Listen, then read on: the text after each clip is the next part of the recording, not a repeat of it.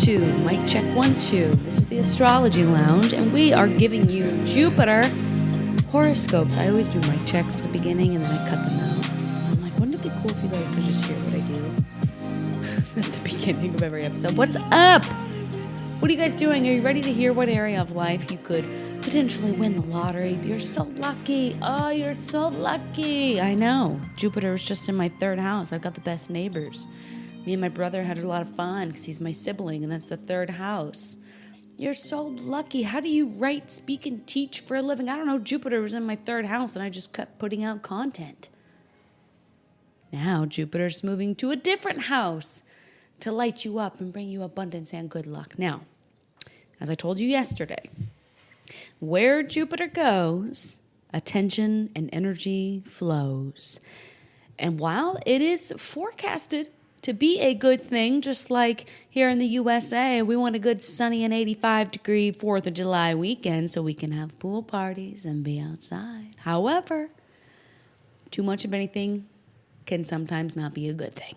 So where Jupiter goes, yes, you're blessed. Yes, there is an opportunity to say, I'm so lucky. But it's also a place you need to bring awareness to because you can overdo it. Where Jupiter is going, he's going to rip it open and expand it. And it's because it's in Leo, he's going to throw it on the stage and it's going to be on the spotlight. So if you're a Cancer rising and Jupiter's going into your 2nd house of earned income, if you've been spending carelessly and you're like, that's okay, Jupiter's going to go into my 2nd house and come through with the windfall. He might. But you know what that quote says? Teach a man to fish rather than just give him a fish. If you just give him a fish, he'll be like, yes, windfall food. But if you teach him to fish, he is set for the entirety of his life. He can feed himself. That's Jupiter, Mr. Philosopher, Mr. Let me teach you a big life lesson. And oh my gosh, I know how to fish. I'm so blessed and abundant because I bring home food to not only myself, but my whole village forever and ever. That's how Jupiter works. Sometimes when we are just given things, we don't learn the lesson around them. When we are just lucky, just got a windfall, it's not always a blessing when things just come easy. There's blessings within everything, but Jupiter is here to expand something. If you're a Cancer rising and Jupiter's moving into your 2nd house and you haven't been saving money or spending appropriately, Jupiter's going to show you any money wounds, any places that need to be fixed, where you need to change your philosophy on finances. I just thought I'd share that because it's a very obvious definition. Jupiter's moving into my 4th house, home, family, building, my internal world. This is amazing. We can get the Zodiac Airbnbs up. We'll probably finish our house. I'm looking at halfway done. We'll definitely be finishing in and moving in. I mean, this is already such a Jupiter moment. We'll be moving into our home. And we'll finally have a dishwasher and like a proper living space, even though I love our little 5th wheel. But it's going to be like, yes. However, with Jupiter in the 4th house, I got to play it cool. I got to say, well, let's not buy all the furniture at once and spend all that money. Like, let me make sure that even though you have a beautiful physical structure, does everybody inside the structure feel Leo? Like they can express themselves, like life is fun and enjoyable. Is there real enjoyment? Or do we have this beautiful living space, but egotistical wars, right? My fellow Taurus risings, this is kind of our prediction. So that's where Jupiter goes. Blessings, good luck, oh yeah. But like Jupiter in my 4th house, you'll get the blessing of the aesthetically beautiful living space, but what's going on inside? Is that still beautiful and happy and expressive? The other analogy we'll use is my listeners who have, that'd be my Aquarius risings. Jupiter is going to move into your 7th house. You guys hear me say this one all the time. Jupiter in the 7th house of marriage, relationships, love, a blessing of a child. You guys have your first child. You get married. So many people get engaged and get married when Jupiter moves into their 7th house. But if you're like me and the other 50% of people, you get a divorce. I got a divorce the moment Jupiter hit my descendant because it expanded what was already there, which was we were hanging by a thread. And Jupiter moved over the descendant and was like, all right, let's do this, have a blessed new beginning. When Jupiter sits, Mr. Virgo's in a truck waving at me. Hi! I love being on a ranch. You can just see everyone looking over at the astrology lounge. All of our neighbors who walk up to our gate and look onto it think that this is a tiny house, that the astrology lounge is a little tiny house and it's the first of many, and that we're building a tiny house community. Kind of. I guess they're not wrong. When Jupiter goes into that 7th house, it's just going to exaggerate what's already existing, right? Relationship blessing, if the relationship is good, or if the relationship is hanging by a thread, Jupiter's going to come in and explode it to where you're like, all right, that's it, we're separating. Energy like that. But when Jupiter goes through a house, and no one wants to go through a divorce, no matter what the situation is. It just sucks. It's not fun. But typically, it comes with one of the biggest life lessons. Typically, you reflect back on it as, I'm so glad that happened.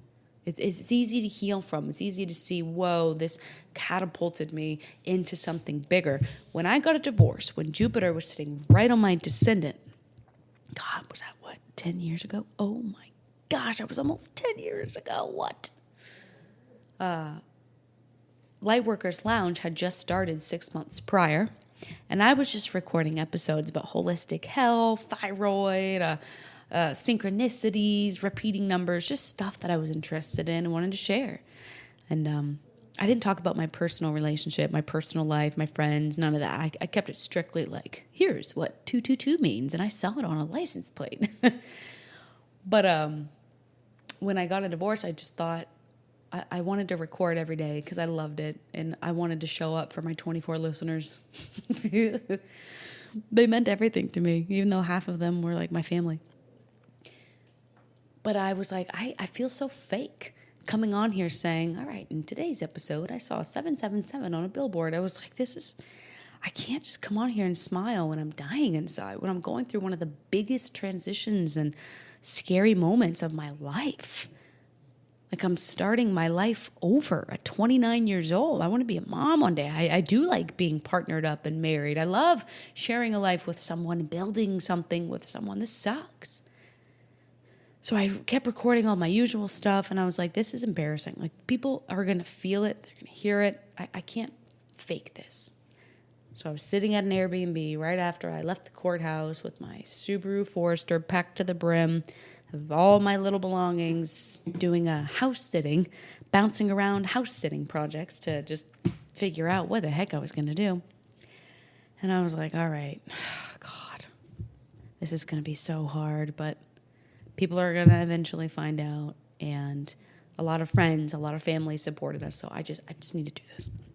So I closed my eyes, hit that red record button on GarageBand, and I just said, hi, everyone. I just signed divorce papers today. And ironically, because I talk about synchronicities, we had our final divorce hearing that the court schedules. The court picks out the date for you, right? You go file the papers, and then they say, okay, we'll show up on this date to sit with a mediator and finalize alimony, custody if you have kids or dogs. It's a real thing, especially in Colorado. And we'll get this sorted. Ours happened to be our 5-year wedding anniversary. June 1st, 2013 was my marriage date, and June 1st, 2018 was our mediation date. How weird, right? But I recorded that episode, long story short, and it went viral. It absolutely took off and went viral. When I woke up, I was like, oh, I bet my 24 listeners listen to it and are going to send me, sweet things, sweet platitudes of, I'm so sorry. Or maybe some people are mad. Everyone has an opinion. But instead what I got was 24,000 listeners. And I was like, oh, mortified, because I was still working with that Chiron in Cancer I got. Like, oh my gosh, I just shared my emotions, and the whole world is listening to it. But it was extremely healing, and this has been my career ever since then. Showing up, tending to the fire that caught wind that day, all by stepping out of my comfort zone and doing something that was so authentic and real, and it is what it is. Here's the role I played in it. Here's the role of what he played in it from my point of view, and da-da-da. And so Jupiter was sitting on my descendant, and through that divorce, through that relationship expansion, I started a new career and a whole new belief system around relationships, and that it's okay to share how you emotionally feel. It was amazing. So thank you for listening to my story. I know you guys are like, get to my horoscopes. I want to know where I'm lucky. Where am I going to go viral? Here we go. We're going to talk about the area of life that Jupiter is moving into to bless, to expand, and don't overdo it. And then I'll blend in the Saturn and Neptune trines, what area of life is being supported by Jupiter and what areas of life are supporting Jupiter's blessing. We're going to bring in Uranus to talk about the sextile, the opportunity to your Gemini ruled house. And then we'll talk about the opposition that is kind of the hallmark, be it the entire month of July. There will be an opposition between your Aquarius house where Pluto is currently sitting. So you know what we do? We go by rising sign first. If you are blessed, Jupiter, blessed and lucky enough to know what your exact birth time is, then you know your ascendant rising sign. That is the one I want you to listen to first. However, if you don't know it, go ahead and listen to your sun sign. You guys give me great feedback on these horoscope episodes, and you always say you listen to all three. You smart cookies. Told you, you guys are just so smart. That's a great idea. I do the same thing for my personal horoscopes. Sun sign will resonate. Second place, because this is your ego, this is your character. And then the moon sign, if you're going through internal quiet changes, will probably really resonate. So listen to all three. Take the one that resonates most. Leave anything that doesn't. I try my best not to instill fear in you guys. There is nothing to fear. You are at the head of your ship. You hold the steering wheel to your birth chart. Nobody, not Pluto, not Mars, not oppositions, not squares. Nobody can bring difficulty to your life. The only person that can control what's going on and how things turn out is you. Let's get it. Aries placements. Jupiter's coming to your 5th house. Right before recording this, I was reading one of my favorite astrologers, April Elliott Kent's newsletter for the week, and she had mentioned something that really struck a chord. She said, Jupiter's transits into something show you initially where you long for something more. Jupiter exposes where we don't feel like we have enough. And so Jupiter moving into your 5th house of romance, creativity, fertility, joy. This is the house of Leo. So that's why all those words remind you of Leo descriptions. This area of life is really asking for more. Maybe as you listen to this, you're like, man, life hasn't been fun at all lately. It's been filled with drama, and I just want to enjoy things. Can't we all get along? Maybe you've been longing for a baby, for a pregnancy, and just haven't come up with anything yet, and you're feeling a lack. The 5th house, because it's fertility and birth, it simply represents where we create something to birth into the world. So Jupiter moving into this house for you guys could have you feeling like, I'm tired of doing whatever I do for a living. I want to birth something different into the world, whether it's a literal child as an expression of love you're currently in, or whether it's a passion project. You want to be more creative. You want to express yourself differently. So in the Jupiter episode, when I mentioned like influencers, social media, I was really talking to you guys. Whenever we have big transits to the 5th house, like Jupiter, it awakens our desire to have fun and reconnect to the flow of life, to fall more into the heart, to create something that's an expression of you. So overall, Jupiter moving into the 5th house for you guys is this really deep sense of feeling I have to do what I love. Whether that's have a baby or be an artist or put some creative project out there or simply just start living a life that's more fun. If you're like, I'm tired of just staying home and meal prepping on the weekends. I want to take a dance class. I want to go on a road trip with the girls. I want to go do something silly, fun, creative, and be a kid again. I don't care how old I am. I want to feel young and be excited about life again. So again, as you move into this transit, you may be in a spot where you don't feel like you have any of that. You feel a little frustrated with those things. So let's talk about the aspects to this house, how everything is playing into it. Pluto, let's kick it off. For the entire month of July, the entry into this transit, Pluto in Aquarius is still in your 11th house of my hopes and dreams and the company I keep, my friendships, my networks. It's making an opposition. An opposition is a tug of war that is usually becoming very obvious by external forces. And so this feeling of, let's use the pregnancy and the children aspect of it, and the opposition to Pluto in the 11th house is, well, you may have to change the dream around that. Maybe your dream was to conceive naturally, but unfortunately or fortunately, you need to incorporate IVF or IUI or some medical technology into it. Or maybe you have to have the forced realization that if you already have children with this transit, I'm not going to parent them in the way I dreamed or thought, and that's okay. We just have to reorganize it around reality and what we have. If it's nothing to do with that, this could be the creativity axis, the influencer, fame, and arts and entertainment axis. And so this opposition could be represented by, I don't feel like I'm surrounded by people that will encourage and celebrate my creativity. So first, I need to completely transform who I associate with, what platforms I express myself on, because I want to make sure that I'm not at the mercy to an algorithm. I want this to be the most authentic expression of me possible. I don't want to take people not viewing or taking in my content as a direct criticism, because I could just be going up against an algorithm that only wants trendy things to succeed, not things that are authentic to your soul's creativity. That could be the opposition. How I create and how I live and express myself, opposing the people I associate with, social media, and my ultimate hopes, dreams, and wishes.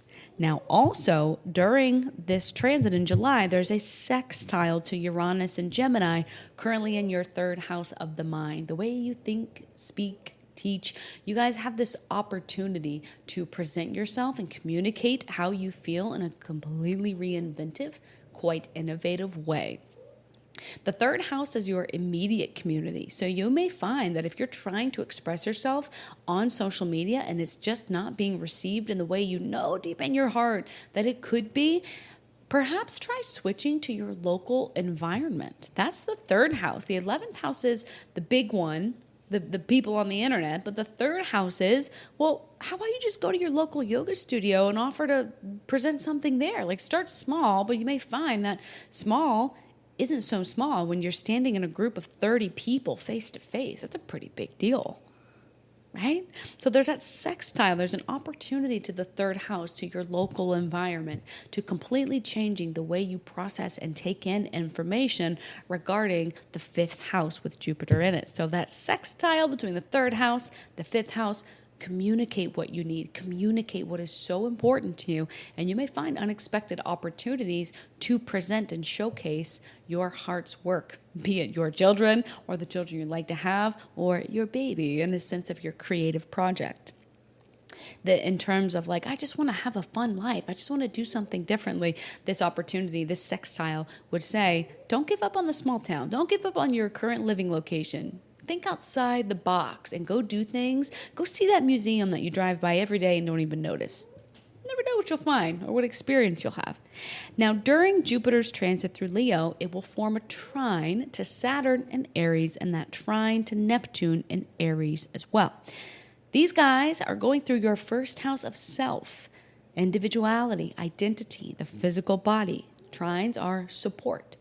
And so the hard work and the discipline and the sacrifice that you guys are currently putting in to define yourselves outside of what everyone has told you to be, the work you're putting in that's pissing people off because they're used to one version of you, but you are morphing into the stronger, new, celebrated version of yourself, is directly supporting having a baby in that fifth house, directly supporting the confidence to put your creative projects out there. Or it's directly supporting living a life that has more color, more excitement, less drama, more fun, less just responsibilities after responsibilities after responsibilities, less worrying about, well, I'm this age now, so I can't go after that or go do those fun things. Not true. Saturn and Neptune going through that first house has a direct support to that fifth house Jupiter activation, which is, oh my gosh, I feel alive again. I haven't felt this happy and excited to wake up in years. So to wrap up this Jupiter transit for you guys, Jupiter going through your fifth house is saying dream bigger. Dream something more fun for yourself. The trine to Saturn in Aries right now in your first house says, and make sure that who you're becoming ensures that this is how you live your life always. Of course, with peaks and valleys as life does what it does and puts us through different chapters, but that you'll never lose your spark ever again. Neptune trining this says, believe in yourself. Like, you know you want these things, but do you actually believe in your heart that you can achieve it, that you can do it, that you can live this way? Uranus's opportunity in your third house says stay open to surprises in your immediate environment.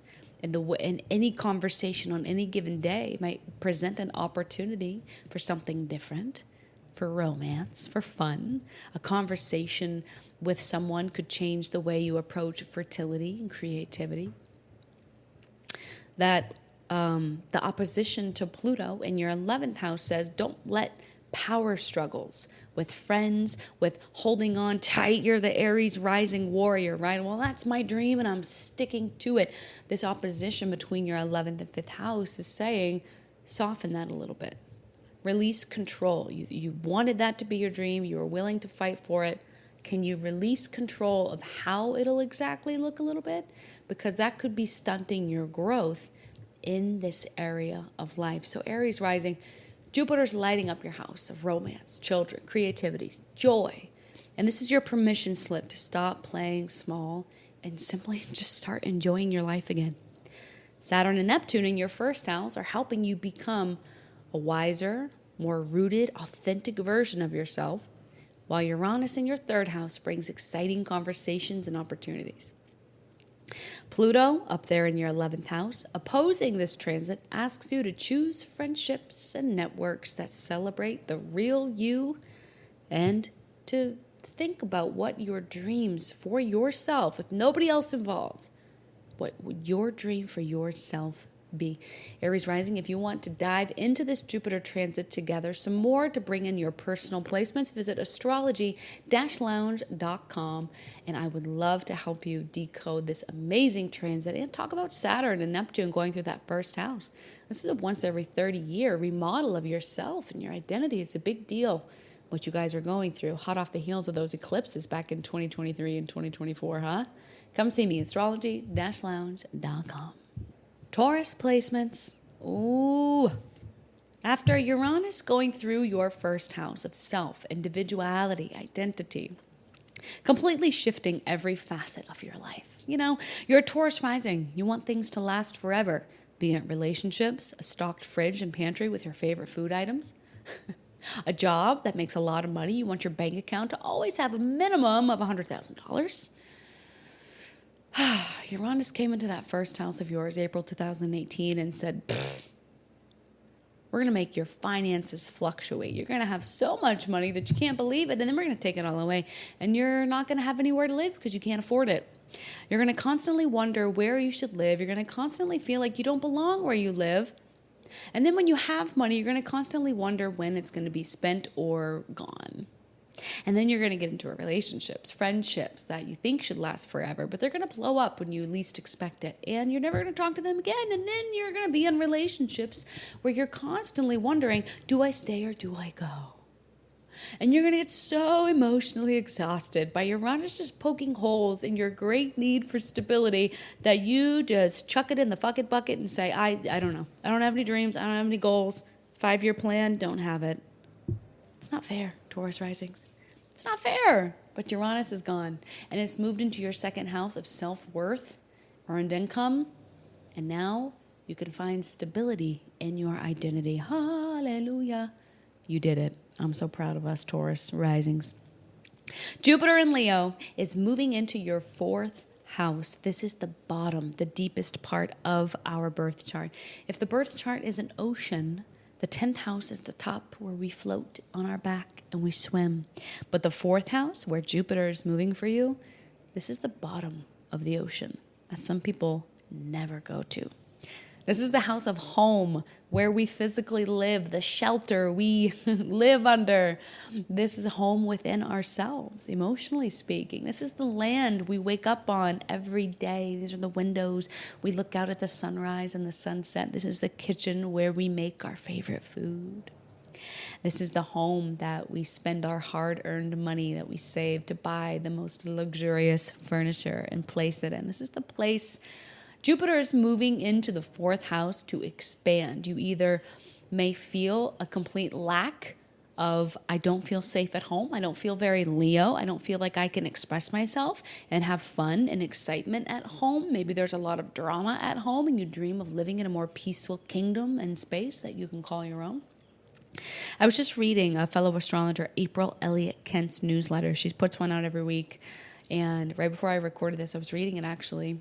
And she was saying that Jupiter moves into a new area of life, and we all expect to instantly win the lottery. That's usually not the case. Jupiter exposes, it expands, right? And it shows you where you really want and wish for something. And by the end of Jupiter's transit, which I'm sharing this because I completely agree with her, and she makes such a great point, usually by the end of Jupiter's transit, we see the bounty of it. So, Jupiter moving into your 4th house could have you looking around at where you physically live and asking yourself, is this really what I want? Is this really where I want to live? Do I have fun in my home where I live? Or do I feel like I've outgrown it and now I want to graduate to a place I call my own? Jupiter going through the 4th house is also the family house, the ancestry. A lot of you could be choosing to start a family, expand a family, welcome a blended family, have family members moving in with you, and it could make the house really loud, celebratory, exciting, or very Leo dramatic. Oh my gosh, so many different personalities under one roof. That could be Jupiter's movement into your 4th house, but either way, I have to tell you guys, I see a lot of people buy their dream home by the end of this transit. So whether you're building a home, searching for a home, looking to buy your first home, looking to move out of an apartment, or whether you're looking to move into a new apartment or a studio or a rental, whatever 4 walls you call home during this transit are likely to feel beautiful, Leo, fun, exciting, help you feel like you really are the kingdom of your space. You are the king or queen of your space. So let's talk about the aspects to it. We enter this transit in July 2026, and immediately we have an opposition to Pluto in Aquarius, which is in your 10th house of career and the overall direction of your life. This is a really personal, if not the most personal opposition to have, Taurus. Pluto going through your 10th house since March of 2023 has asked you to completely revamp what you do for a living if you work, or to really question where you want your life to go. Now, as above, so below. If things are not good at home, we cannot reach our full potential outside of the home in our career, right? And sometimes when we reach our full potential and succeed massively in our career, if we haven't been taking care of things at home, what does success mean if you don't have a family to share it with? So the opposition to these forces could, again, have you questioning, is where I physically live supporting what I want to accomplish in life? And vice versa, some of you could be feeling, have I accomplished so much in life that now I kind of want to revert back to doing the family thing? Maybe I want to become a parent and focus more of my creative force, Leo, on creating a family or tending to a family. So there's this opposition in July that really has you guys questioning those two dynamics. Now, Uranus currently in Gemini, activating your 2nd house of earned income, is throwing more energy into this 2nd house, the money I make through doing something I love. There's many ways that this could turn out. Now, a sextile is an opportunity. So, with this opposition and Jupiter forming a sextile to your 2nd house, there's an opportunity between house number 2 and house number 4. How I earn income with where I live at home. See what I'm saying there? There could be an opportunity to make money working from home. There could be an opportunity to make money from property management, from hosting an Airbnb. You guys know I'm a Taurus rising, and this is my horoscope with you as well. It definitely tracks. There could be an opportunity to add an income stream through rentals, buying property, investing in property, or something you do that involves writing, teaching, podcasting, speaking, because this is Gemini we're talking about, from home. But again, the opposition to the 10th house Pluto for you guys is saying, does where you live right now celebrate creativity, or is it so dramatic? Do you live with people who cannot control their emotions and who are very self-absorbed, Leo signs, that you cannot express yourself fully? And that's hindering all of this. You're missing the opportunity to the second house. And the opposing forces to that Pluto is, okay, I've got to create a space for myself that I call home that celebrates my success and encourages my creativity. That is the opportunity to this sextile in your second house. Now, Saturn and Neptune are forming a trine, support, actively supporting the abundance that could come to your fourth house. Saturn and Neptune are currently in Aries in your 12th house of the subconscious, endings, ancestral patterns you're likely to break. Let's break this down. Saturn in the 12th house is asking you to do the mental work. A lot of people with Saturn in cardinal houses, like the first house, Aries risings, or Libra risings with Saturn in their 7th house, they're in the external world doing the work on this transit. But you guys, Saturn going through your 12th house is saying, pay very close attention to what people around you are saying you are doing, because the 12th house is like a blind spot. And when Saturn goes through it, you could tune in and go to therapy and say, oh yeah, I am self-sabotaging myself through that psychological blind spot I never knew until I got into a marriage. Whoa. But Saturn going through the 12th says, what feeling am I done feeling? What negative, what heavy feeling that's holding me back from courage, being a warrior for myself, being an individual? What is holding me back from doing those things? I'm ready to let that go. What forces behind the scenes have held me back from a new beginning that I feel so deeply in my soul? I'm ready to let that go. Take ownership of it and make the hard decisions, Saturn, that give me great rewards in my 4th house where I live, in the 2nd house what I earn from money. Neptune in that 12th house is very psychic and intuitive. You guys pay very close attention to your dreams, especially under full moons. They're telling you something about what moves to make in regards to where to live, your future with finances, with that opportunity to the 2nd house. And if you are in this space where you don't know what's next, 10th house Pluto, your dreams may be telling you meditation, isolation, alone time, spiritual retreats, traveling internationally to give you clues. That's Neptune going through this 12th house. Synchronicities pop up out of nowhere during this transit to support Jupiter in the 4th house, a new home, a new family structure. It's a nuanced gray area type of transit for you guys. It's hard to explain, but I feel like you guys are feeling it like, oh, I get it. So Jupiter is about to expand your 4th house of home, family, roots, your emotional security. So a lot of Taurus risings could move, renovate, grow the family, or finally, simply feel at home within yourself. Saturn and Neptune in your 12th house are helping you heal the old emotional baggage behind the scenes, while Uranus keeps surprising you financially. Make sure you check yourself before you invest too much money into psychics, intuitive, birth chart readings, human design readings, because you always have the answer, and those things are amazing to use as supplemental, but don't spend too much with Uranus in that 2nd house. By the way, the Leo eclipse on August 12th could mark a major family milestone for you guys, be it in your 4th house. But Pluto continues transforming your career, your overall direction in life. What is the legacy I want to leave behind? That is a huge question I see you guys thinking about during the entirety of Jupiter's transit through Leo. You want to build something that actually feels meaningful, whether it is a family of your own or a family compound on land that you build literal structures. That's another definition of this. Or it's something that your family inspires career-wise. So Jupiter in Leo is saying dream bigger. Go get your dream house. Don't stop at one property. Get two. Saturn in your 12th house is saying make sure you're doing the inner work inside so that these abundant changes last for a long time.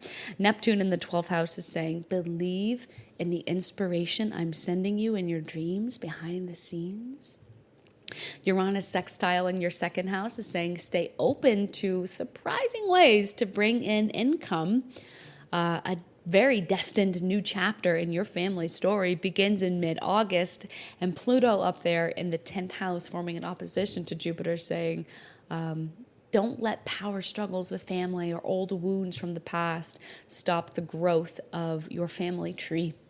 or stop the growth of you making big financial moves like investing in your dream home or a dream space and a dream property. So Taurus risings, I absolutely love this for you. I see this by the end of this transit, you having all of the foundation that Uranus's transit through your first house just ripped apart. I really see this as truly the beginning of the healing stage for you, and it's all up from here. I love it. Lots of opportunities for you guys to make money and buy your dream house. Like, listen, I am buying a house in the Florida Keys by the end of this transit. Save this, play it back for me next summer when it comes true. Where are you guys going to get your dream house? Can we have a Taurus rising dream house retreat? We all just visit each other's spaces? Okay. I'm serious. Visit astrology-lounge.com, Taurus risings, if you would like to see exactly how this Jupiter in Leo transit turns out for you with your personal natal placements. I will be here for you always, astrology-lounge.com. Good luck out there. Gemini risings, how's Uranus doing? I'm going to ask you guys that every time I do horoscopes. Is life getting weird? Have you like shaved your head? Are you dressing completely differently? Or have you moved across the world? Different time zone? What's going on? Give me the juice. Give me the tea. All right. Today we're going to talk about Jupiter, though. What area of life is going to be a staple piece to your Uranus reinvention of yourself, remodeling of your entire identity? Well, your third house, which is the Gemini house. So this Jupiter transit is a pretty big deal. Jupiter in Leo is moving into your third house of the mind. The way you think, the way you speak, the way you communicate, the way you process information, the way you relay information. When Jupiter moves into the third house, this is also our neighbors, our immediate environment, vehicles. Yes, I have seen people purchase their dream vehicle, be it in the sign of Leo. It's probably something very luxurious and fancy. Love that for you guys. This is like truly a midlife crisis transit. You leave the marriage, you move down south, you buy the red Corvette. You just go wild. I love that for you. What else have I seen? Jupiter in the third house. I just had this, and it's usually good luck with neighbors. So you guys could meet some new besties and neighbors. Even if it's like where you currently live, you've lived forever, could be new people moving in, or if you're moving to a different space, which a lot of you are. New friends, new neighbors, I love that. But overall, if you guys have wanted to utilize that Gemini rising of yours and put out a podcast, a Substack, a blog, a YouTube channel, and just teach about your experiences, this is a beautiful time of all times to do so. Be unapologetically yourself as you have Uranus in the first house. Let's go. So I love this for you guys. This is a true expansion, a beautiful transit as well to heal any relationships with siblings or rekindle them if you've lost touch. That's the third house as well. Pluto, at the entry of this transit, so all of July 2026, we'll have Pluto opposing this in your ninth house of international travel, the justice system, if you guys are in any legal battles. But this is also higher education and your overall belief system. So we have Jupiter going through your third house, blessing your mind, your brain. And then we have Pluto opposing it in the ninth house of your beliefs. Simply put this, new information during this transit could come in that you synthesize and understand differently that completely changes your political, your social, your overall life belief system. Ooh. A lot of you may decide to seek out religion during all those major changes you go through with Uranus in your first house. Seek out spirituality. Some of you may even start to teach religion or spirituality with this opposition. But either way, Jupiter in the third house is opposing the house of my beliefs. And so this is, I take a short distance trip, my beliefs are changed. I travel internationally on a sabbatical and I am completely changed. The way I communicate, the way I listen to people now changed me completely. If some of you work in teaching or education, the way you present information could totally change during this. But either way, I like this opposition. This is huge growth in the mind. And well, being a Gemini rising, your mind is your greatest tool, your greatest asset in this life. There's an opportunity to Uranus transiting your first house. So there is a sextile, a great opportunity that you have to take, otherwise it dissolves, from your house of self to your house of the mind. So there is an opportunity to change who you are through how you speak and communicate. A simple conversation with a stranger on a random Wednesday could completely change the course of your life. That's the sextile between these two houses. Now, Saturn and Neptune are currently in Aries, and during this time, they will form, especially Saturn, a few times during the year-long transit of Jupiter in Leo, they'll form a trine, supportive aspect to your 11th house, your hopes and dreams. The 11th house is known as, what would I do if I didn't need money anymore and I was retired and had all the money in the world? It's our dreams. It's also the house of social media, our friendships, the community. So when there's a trine between the third house, the mind, immediate environment, and the 11th house, the large-scale social media environment, the third house, what I do every day, the 11th house, what I hope and wish I could do every day, there's great support here that when you change what you speak and teach to do something that's more authentic to what you actually love, not something that you're doing out of survival, you may go viral on the internet, guys. You may get your big break. You may have a lot of people that want to know what you have to say. This is a beautiful trine to that 11th house. You guys may find that when you finally start speaking from your heart, unapologetically, put yourself out there, write that book, start the podcast, start the blog, because it's the third house here, you may find that there is great support from the internet, the World Wide Web, that 11th house, and your dreams are coming true as a result of this support with Neptune involved in this. So if I were to synthesize all this together, guys, Jupiter is energizing, expanding the third house of communication, siblings, internet business, your everyday life. Your voice carries farther than ever. Please use it. Saturn and Neptune up in that 11th house are helping you build supportive, real, soul-connected friendships, both online and in person, while Uranus in your first house is encouraging that complete reinvention of you. There's a Leo eclipse coming up on August 12th as well that may launch a new writing, speaking, or teaching chapter because it is that third house, so watch around that mid-August timeframe. And Pluto up in that 9th house is challenging you with that opposition to expand your beliefs instead of just staying comfortable, staying in what feels familiar. So this is a really cool transit for you guys. You know, as a Gemini rising, third house is the house of Gemini. Of all Jupiter transits, this is yours. This is your time. So Gemini risings, do not go at this alone. I would love to see you and take into account your personal natal placements and sit with you over coffee and talk about your experience of Uranus so far and what we can forecast together. Meeting of the minds, sister signs. I'm a Sagittarius, and talk about this. So astrology-lounge.com to book your session with me. I will be here. I'm just giving you the map, but if you need help decoding it, come find me. Astrology-lounge.com. Good luck, Gemini risings. Cancer risings. A lot of you are feeling really disheartened with relationships, with finances, or like what you want to do when you grow up. I'm really seeing that a lot with you guys. And I feel for you. I do feel for you because those are like the two things in life next to where we live and home and family that we really want clarity on. What do I want to be when I grow up? What is my purpose on life? And who do I want to do life with? That when you have been so burned by relationships, like many of you have, the stories, I literally thought about hosting a Cancer Risings only retreat. I would just facilitate it for you guys. Just for you guys to share in a circle. Hey, what happened to you in 2008? Yeah, well, you want to hear what happened to me in 2013? Oh my God, let's talk about 2018. Just your relationship stories of the people you've experienced. For my older Cancer risings, I'm sure it's been that way for a long time. Now, don't listen to this and think, am I just destined and doomed like all of us? No, not at all, actually. Quite the opposite. I absolutely love Saturn moving into Taurus, forming a beautiful trine to your house of relationships. So that in April 2028 looks beautiful.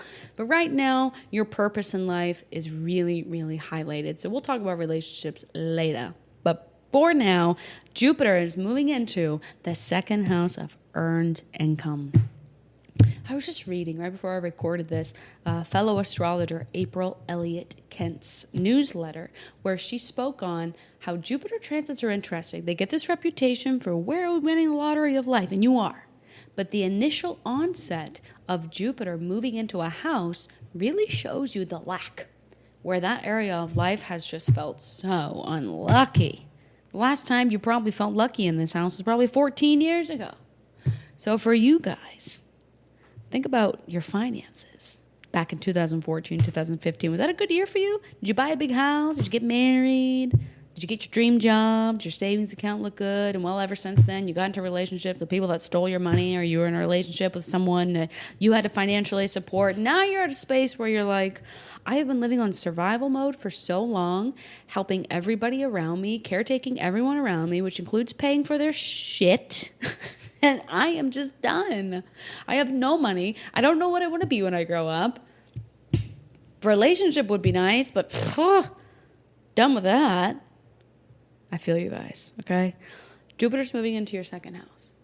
You're probably like, I need money. I need money because when I have money, I feel powerful. I feel more in control. Or it's not money. Maybe Jupiter moving into your second house has you going, good God, I have not undervalued myself. I got into those relationships because I had no self-worth. I thought that that's all I deserved. Well, I was wrong. And Jupiter is going to move into Leo, into your second house, and have you feeling like, I deserve more. I deserve more money. I deserve more respect. I deserve someone who looks at me every day like I am a celebrity that hung the moon and stars, and I'm not giving up until I get that. I will happily live by myself with my cats or with my parents or with my dog until that person comes around. Because these people do treat me like I'm a celebrity. And I'm sticking with that. Or you're moving into this transit thinking, I got to get money. Oh my gosh, I want to do something like Steph keeps saying, do something creative, but I need money to go do said creative thing. I got to tell you guys, so many people, now that I've done this for almost a decade, Jupiter moves into the second house. You have a realization about money. But then by the time it's done with its transit there, the stories of miracles I have heard, me being one of them, I'll just share personal, kind of embarrassing, but whatever. I had like $25,000 in credit card debt. Ugh, I know, gross. I'm so embarrassed. It was a really bad marriage, okay? But anyways, when Jupiter moved into my second house, I was like, I can't live like this. I can't have student loans. I want to go buy my dream car, which is a Tesla. Spoiler alert, I bought the Tesla. But I just can't do this. And then being in a new partnership, talking about marriage, and that was when we were talking about building a house together, I was like, this is so embarrassing that I came into this with this much debt. So I came up with a game plan. I talked to my partner about it, how I can get support on this. And about a month before Jupiter finished its transit in my second house, not only did I pay off all of my credit card debt, but I have money in a savings account, which I hadn't seen in like 10 years. Oh, gone. It was the best. Oh, that final payment to watch it go down to zero is so... Talk about Leo feeling like the king or queen of your jungle. Amazing. It's amazing. And so by the end of this trip, I've even seen some people pay off $100,000 of debt for whatever reason they had the debt, pay it off. I've seen people save, go from having nothing in their savings account to 6 figures by the end of this. I don't know what it is. It's like Jupiter comes in and says, let's make a plan, and it gives you the optimism and the belief system to stick with it. And so I love this for you guys, and I hope that you guys come to me a year from now and have a similar story. Now let's talk about the oppositions. Pluto is chilling in your 8th house. This is the house of other people's money. And so in opposition, opposing forces, when Pluto was sitting in here, a lot of you guys could receive an inheritance from a family member passing away, inheriting land, or maybe it's inheritance from someone you're not even related to. It just comes out of the blue and it transforms your second house. You get the windfall, and then all of a sudden you're like, I'm making decisions about relationships and what I want to do when I grow up from a place of grounded energy rather than survival and necessity. And you'd be surprised at how different your decisions are when you feel anchored and rooted in that, right? So Pluto in the eighth house is simply saying we have to go through extreme alchemy in your physical finances, but also in your emotional finances, meaning what you feel you're worth. We are never going to mess with people who make you feel so unworthy, are we? No, we're not. Jackson just walked in to join us and agrees. So the entire month of July, as Jupiter moves into Leo and makes that opposition to your eighth house, we could have some crazy money stories going on for you guys. There could be some crazy changes, deaths and rebirths in your job. If you're ready to leave it, leave it. In your relationships that you feel undervalued and it's just not changing, leave it. Or have a really deep conversation that changes and has the relationship or the job rebirthed, reborn. What's the word I'm looking for? Phoenix rising from the ashes. Now, Uranus, the planet of sudden changes, innovations, is freshly in Gemini in your 12th house. This is another silent, quiet house similar to the 8th. This is a house of the subconscious, endings, isolation, spiritual processing. And Uranus is forming a sextile, an opportunity to Jupiter sitting square in your second house of earned income. So what is an opportunity between 2 and 12 mean? What does it look like so we know when to take it? Because if we don't take it, well, it dissolves and we miss it. The house of income with the house of the subconscious. There is an opportunity to finally end ancestral, guys. I'm not just talking your mom, your grandmommy, your grandgrandmommy, your grandmommy's mommy. I'm talking deep in the bloodline. Opportunity to switch up who we allow into our lives, what we charge for money, what we do for a living, and our relationship to money. This is, the 12th house is known as like the psychological blind spot in a chart, but Uranus here is like going to show it, put it on display with a spotlight, like, wow, you can never unsee this again. So you can pretend like it's not there and miss this opportunity to permanently change it because you got Pluto in your 8th house. Or you can completely change your relationship to how you earn income, your relationship to people, and demanding what you're worth, what you bring to the table must be reciprocated from this opportunity. Now, Saturn and Neptune are currently in that 10th house of career of yours, up there in Aries. Saturn in the 10th house is turning up the pressure. You guys are really feeling that shit or get off the pot. I got to figure out what I'm going to do for work, for a legacy. I get it. Neptune sitting right next to it in your 10th house is, but I'm not just going to pull the plug and make a decision from survival because I need to have meaning in my work. I'm a Cancer rising. I need to help heal the world. If I don't feel my heart connected, my gut doesn't scream yes to doing this every day, I'm going to make myself sick if I keep forcing it. And so Saturn and Neptune up there in the 10th house are forming a trine support to the second house. House of career supporting house of money supporting house of career. I don't know about you, but if that doesn't say leap into something you love and the net for finances will appear, I don't know what will. Neptune will just trine this for the month of July. Saturn will trine this throughout the entire year transit of Jupiter in your second house. I'm not worried about you guys. You guys are so going to go find a career that you love. You're going to make money from it. And you're going to be like, oh my gosh, what was I so worried about? And if you're not in the market to have a career, because I know there are some people listening to this who don't work, this could manifest as I'm going after a brand new direction in my life. I'm moving. I'm starting over. Huge chapter, new year, new me. As a result, I feel more self-worth. I feel more anchored in myself. I feel more valuable in the world. Even if you're not working, something tells me that your life's about to completely switch where you find more sense of purpose. So Cancer risings, Jupiter's moving into that second house of income, your confidence, values, and material possessions. So this can be a beautiful time to grow your bank account, your finances, and finally recognize your own worth. Saturn and Neptune up there in the 10th house are helping your career become more purposeful or simply helping you find more purpose in your life as a whole, what legacy you want to leave behind. Uranus going through that 12th house may surprise you with spiritual breakthroughs and endings that ultimately free you. Oh, and the Leo eclipse in mid-August, August 12th, could begin a brand new financial chapter for you guys, or a brand new era of I'm never accepting less than what I'm worth. And Pluto sitting in there opposing your second house, and that 8th house is really encouraging you to release unhealthy attachments to money, around money, or control of people. Right? Sometimes when we feel undervalued, we try to say, well, if they will just change, if I can just control them to make these changes in their life, then I'll feel valued. You guys may be coming up against a reckoning of that's not going to happen. People are not going to change and make you feel valued if they're just not on that trajectory. It's just not the time. And so again, releasing unhealthy attachments to people, money, control. Cancer risings, do not go at this alone. I am here for you to help decode this on your personal chart with your natal placements to this Jupiter and Leo transit.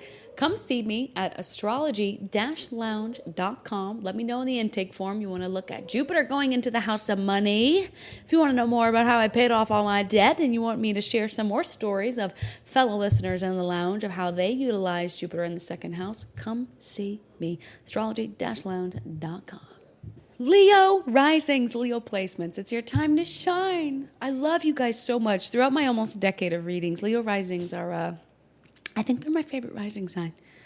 And it's because you would think, I always crack up that you guys have this identity crisis when you come to me and you're like, I am not a Leo. I don't know how I'm a Leo rising. I am nothing like Donald Trump. And I laugh and say, I know. But your soul's promise is to be as loud, take up as much space as someone like him does. A lot of Leo risings are very shy at first, but then as they warm up and they get to know me, they're so just smart, intelligent, beautiful inside out, creative. So creative. It's like I get to finally see the shine. Leo risings, you guys, your soul's promise is to take back the childhood you didn't receive. And so that's why a lot of you are like, I don't know how to have fun. I'm very shy because probably as a child, you weren't allowed to shine. And so you're on this mission to come back to that point of view and reparent yourself and say, screw it. I can have fun. I can enjoy life again. I don't need a parent to tell me it's okay. And I love this for you guys. What I love even more is Jupiter, Mr. Big, is moving into your first house of self, identity, and new beginnings. This is a transit that a lot of astrologers wait years for. It's one of the most, quote-unquote, abundant, favorable, lucky transits to have. I was just reading fellow astrologer April Elliott Kent's newsletter she puts out every week, and she was talking about Jupiter moving into Leo this week, and she made a very good point that I wish I shared on my episode yesterday, but she said, when Jupiter moves into a new house, it usually reveals where we lack, where this house feels empty. I mean, think about it. Jupiter hasn't been in your first house since 2014. That was a long time ago. And the first house is self. And so you guys may be in this space where you're like, I'm feeling so deflated. No energy. My health is shit. I just don't feel good inside out. I need some boost. Jupiter comes around and says, oh, yeah, you have been neglecting your health. You have been burning the midnight oil. You've been all work, no play. I'm going to change things. So Jupiter moving into the first house is the classic transit of I feel alive again. I feel so energetic. I remember when Jupiter was in Taurus in my first house, I was going on a 13-mile bike ride every single day on top of doing like Pilates and weightlifting and daily walks with the dog at the park next door. I felt so good. I can't even imagine doing that today, but I was even going to workout classes. So much vitality. When Jupiter goes into the first house, sometimes we get pregnant, the physical body expands. Sometimes health issues expand in order for you to get creative and find ways to heal them. The first house is also a huge new beginning. A lot of people get married, have babies, start a family, buy a home because they have this brand new chapter in life. And okay, because it is Leo, the weather forecast for it being pregnancy and a child is very high, by the way. If you already have children, this transit could, of course, just be the child's entering a new growth stage, and it's fun, and it's exciting, and it's Leo. Jupiter in your first house overall, though, is probably likely to have you guys feeling like I am so ready to put myself out there, to express myself, to share a hobby or a talent I have that I've kind of kept hidden away. I'm ready to put it on stage. Now, during the month of July, when Jupiter first moves into Leo, it'll be forming an opposition to Pluto sitting in your seventh house of relationships, marriage, divorce, partnerships. This opposition could manifest in a couple of ways. Number one, a divorce. It's true. There's opposing forces. Jupiter moves into your first house and you're like, oh my gosh, this marriage has been holding me back from my shine. I'm done. What it could be is getting married. You're like, I feel so much better with this partner. They encourage me to be my biggest, brightest self. I love this. opposition. To the 7th house of relationships, this opposition is when I shine and I share my success and my accomplishments, who gets quiet and looks jealous? And who claps and says, yes, we're up to 25 downloads, let's go. Because that's going to tell you who should stay in your life as a relationship and who should not. Okay? Now, Uranus is currently in your 11th house. Social media, network, community, my hopes and dreams. There's a sextile to this placement to Jupiter in your first house, meaning there's an opportunity between house number 1 and house number 11. There is an opportunity to shine on the internet. Boom. There is an opportunity to be a leader in your community. Boom. There is an opportunity for an amazing new beginning that takes you some courage to start, but when you do, there is an opportunity for a hope and a dream that you have held very close to that Leo rising heart to begin to come true. Kaboom. Saturn and Neptune are square in that 9th house of yours, ruled by Aries. Saturn going through your 9th house is saying, we got to remodel your belief system because you've been thinking too small. And you're a Leo rising, for goodness sake. You are supposed to be the movie star, the main character. Neptune going through that 9th house is, I really want to study astrology, human design, tap into my own intuition, dreams, oracles, tarot. I need to seek spirituality or religion to help encourage these scary new beginnings that I really want to make, but it just need a little oomph. And there's a trine, meaning it's support from this house to Jupiter in your first house. When we change what we believe we deserve, our entire outlook and individuality, we carry a different, more confident aura.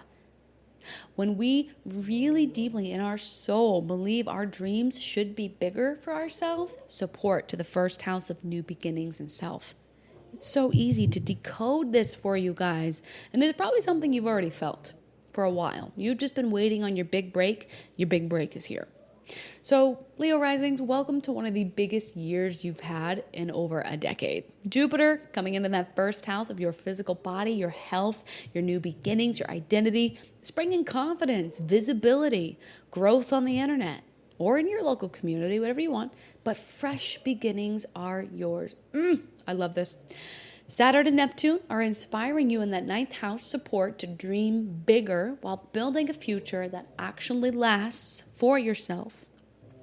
Uranus in that 11th house is bringing an opportunity for exciting new friendships, new social media accounts, new ways of expressing yourself on the internet, seemingly out of nowhere. This is your viral moment, okay?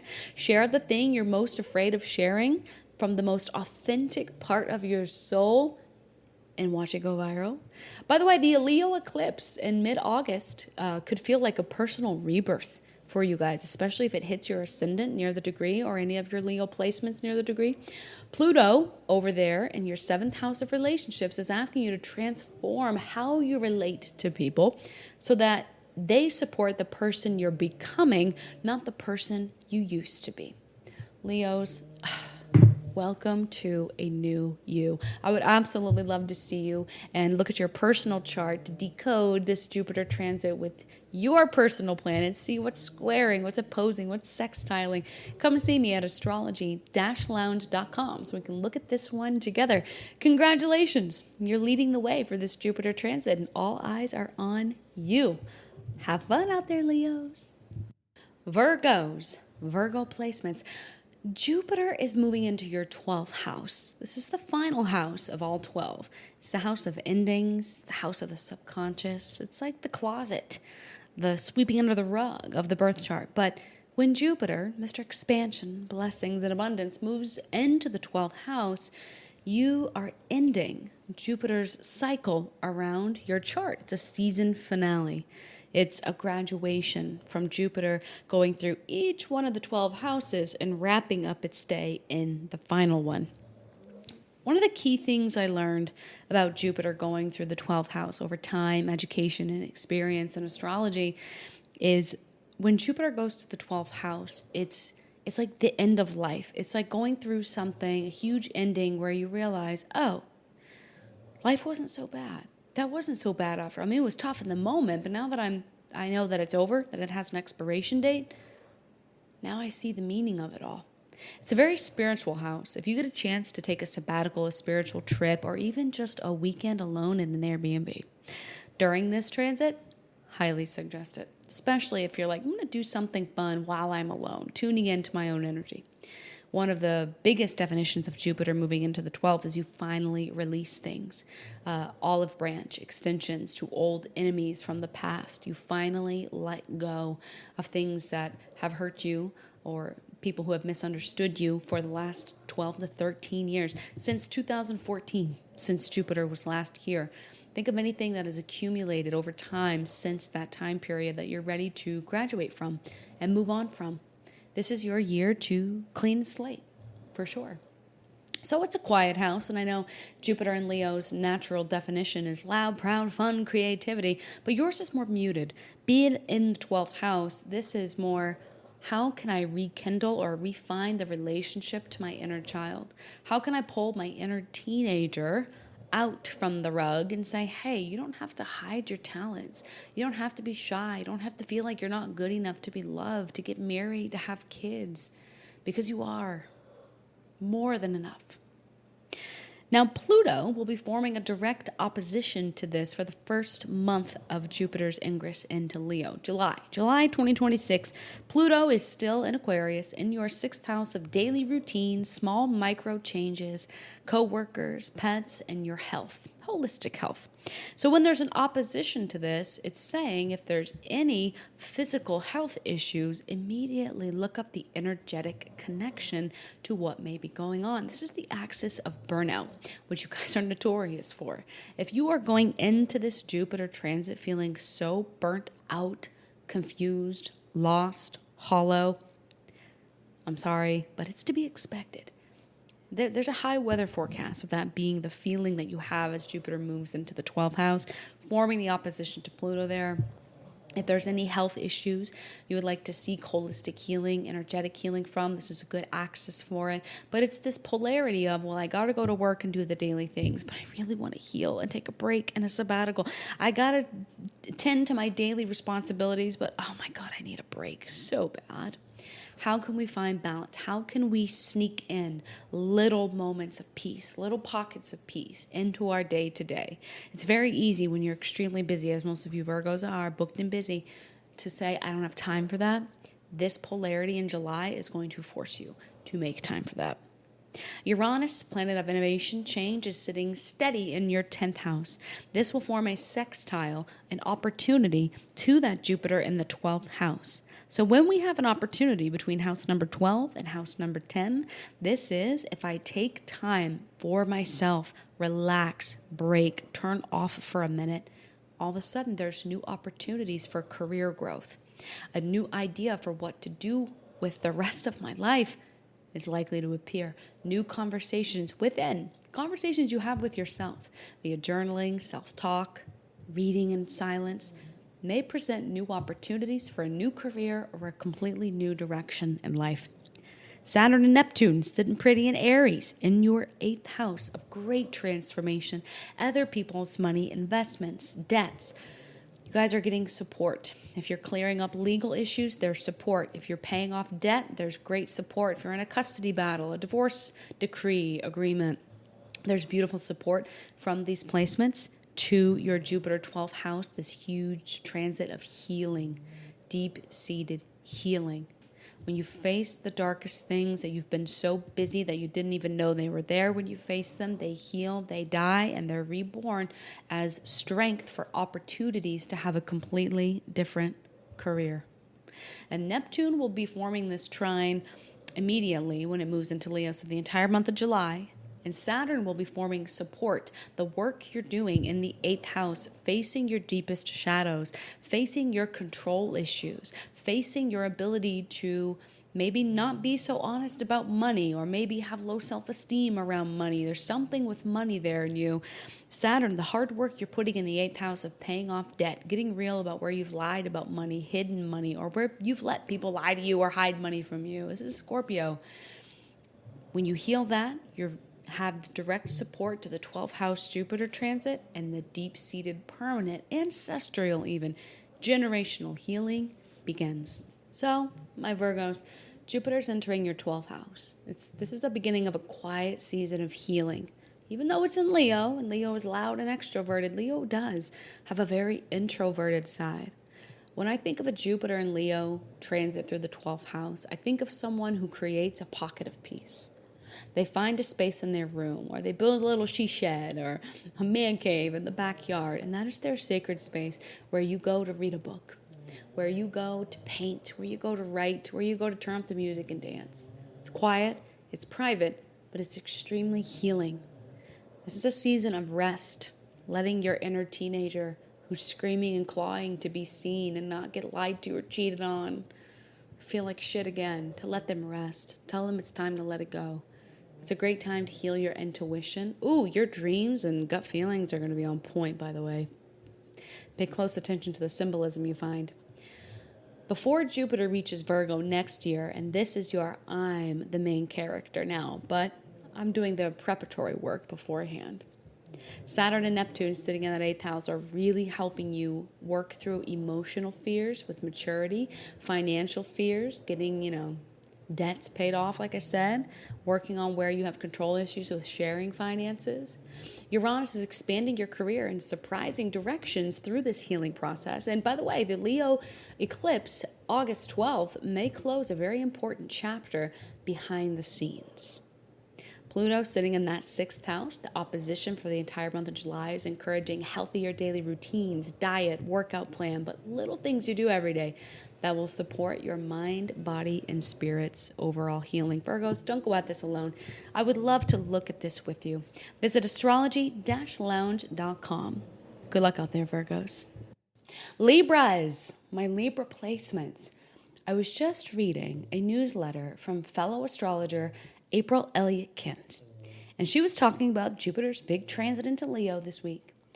And she said, what's interesting about Jupiter is while he is Mr. Abundance, typically when he moves into a new part of our chart, he exposes and expands where we feel lack. For you guys, Jupiter's moving into your 11th house of hopes and dreams for yourself, friendships, your social media community. So as Jupiter moves into this house this week, perhaps it's exposing where you don't have any friends, or maybe where you just don't feel like you have any dreams or goals for yourself. Maybe it's exposing where you have tons of friends, but no real friends, if you know what I'm saying. Jupiter's moving into the 11th house of what would I do if money or success or all those stereotypical definitions of success weren't a factor. What would I do every day? If you are a Libra rising in the retirement age, this could be when you retire. But sometimes retirement comes with an identity crisis of, whoa, I've been a teacher my whole life, and now I don't know what I want to do. What do I do with the rest of my time? Right? I have a lot of clients who are of the retirement age, at least here in the U.S., and they're not loving it. They're like, okay, now that I don't have to worry about work, I don't know who I am. And it comes with like a wave of grief, loss of old self, and then there's like a wave of regret of maybe I should have traveled more in between working. Maybe I should have done a little bit more in between. So Libras, Jupiter moving into your 11th house of your friendships, social media, online communities, your dreams for yourself, is likely to bring, yes, a new best friend, yes, a community of people that feel so fun and supportive and celebrate you, and yes, by the end of this transit, summer of next year, 2027, I have a feeling you guys will have new established dreams for yourself, or for some of you, depending on your personal placements, you could finally see a dream come true, especially if it involves an artistic project, a creative project, children in your life. If you have a dream of pregnancy or expanding your family, because it's Leo in the 11th house, that could be it as well. If you guys are wanting to go viral on the internet or start a YouTube channel or a podcast or something that involves a social media platform, this is a beautiful time. You of all people, with Jupiter in the house of social media, creative projects, this is your time of all times to start that project. Now, for the entire month of July, Pluto, the great planet of death and rebirth and transformation, will be forming a direct opposition, a push and a pull energy to your 5th house of creativity, children, self-expression. So when we have a push and pull, an opposition between these two on our creative axis, 11th house and 5th house, this is simple. This is, but what if they don't like me? But what if I post this and nobody watches it or likes it or shares it? What if I do this? What are my family going to think if I write a book about them? I mean, I don't want to hurt their feelings, but this is just how I experienced my upbringing, and I want to express it. This could be a push and pull between, yeah, I would love to go do all those fun things, but I have kids and a lot of them, and I have to support them. So I just don't know if I have a time, right? There's this inner tension I can see between this of fear of self-expression, fear of telling friends exactly how you feel. I mean, you are Libra rising. You are here to learn the lesson of saying no and pissing people off in the name of choosing yourself and having boundaries, not learning the lesson of you are not going to be liked by everyone. And that is a good sign, because a friend to all is a friend to none, Libras. There's a push and a pull here between responsibilities with current children or a fear of self-expression and creativity with what you envision the larger dream for yourself. Push and a pull. Should I stay safe in what I'm comfortable with doing, or should I step outside of my comfort zone, which may require loss of friends and gaining new friends in said thing that I want to explore? There's a push and a pull and a push and a pull. Now, similarly, during this time frame, the planet Uranus, innovation, sudden change, will be transiting your 9th house, forming a sextile, an opportunity with this Jupiter transit. The 9th house is my belief systems, it's international travel, it's higher education. So depending upon what this new dream or this dream you may discover or this dream you already know of that you're ready to go after, this community you would like to be involved with, there's an opportunity to completely change the way you view belonging to said community, 9th house. If you're to take an international trip or some long distance trip, there's likely to be a sudden conversation or a sudden meeting that completely changes what your dreams are or what you believe you can achieve for yourself. If you've been thinking about going back to school, beautiful opportunity during this transit to do so. If you're in a legal battle or if there's legal things you want to clear up, this is a promising transit to say there's an opportunity to completely get rid of it and move forward. I like this for you guys. Now, during the first month, so July of this year, 2026, there will be a trine, supportive energy to Neptune and Aries in your 7th house. However, Saturn, the planet of discipline, time to put in the work where great rewards are, is usually preceded by great work, giving up temptations for tomorrow's rewards. Saturn's been in your 7th house since February. It dipped into there last year in 2025, but it's been in there since February. You guys are learning the ultimate lesson about relationships. This is a pivotal transit for you guys. Libras, 7th house rules Libra. You're a Libra rising. When Saturn goes through the 7th house, even though it's in the sign of Aries, it really affects you guys. So a lot of you have been experiencing divorces, separations, custody battles. Or maybe you're in a good committed relationship, but you've been taking on more responsibility. Maybe a partner lost an income stream or needs help with bringing in finances, and you have to juggle everything and get a job and help, or get a promotion and help out. Maybe there's lots of mouths to feed. Maybe you had a new baby or welcomed a new family member that now you have to, even though it's beautiful, we have to support this. With the real world Saturn stuff, maybe you're building a house, buying a house, getting your dream house with a partner, and that's going to come with a lot more adult responsibility. Are you ready for it, says this transit? But it's supportive of the 11th house, which is, things are messy, things are loud, we're barely getting by, but this is my dream. This is what I've dreamt of. And if I need to go out there and work and do something and help support the ultimate dream, I want to do something I absolutely love. There's a direct support from the 7th house to the 11th house. And this is partnership and relationships are supporting the dream. So yes, at the initial ingress into this transit, it could be someone who is running on ego or very egotistical in your life or dramatic may have to be let go. And so in order for you to be able to move into a new belief system, 9th house, Uranus, and a different dream for yourself, an expansion of self, being around different people who aren't jealous of your success or jealous of what you do or try and limit what you do because they want you to play small with them. But instead they celebrate it and say, go get it. I got this. Go for it. You're made for this. You're incredible. That is what you deserve, Libras. So let's bring it home. Let's wrap this up. Jupiter is expanding your 11th house of friendships, your hopes and dreams, networking, and community, social media community especially. So the right people could open remarkable doors for you from now until next July as Jupiter stations perfectly into Leo. Saturn and Neptune over in that 7th house of relationships of yours are helping your relationships become stronger, more committed, or they're trimming the fat. They're getting rid of the relationships that have held you back from the hopes and dreams and community you dream of. While Uranus transiting through Gemini, your 9th house, is giving you an opportunity to open your mind to a brand new belief system, to travel opportunities, education, publishing too, and unexpected adventures that completely change how you see the world.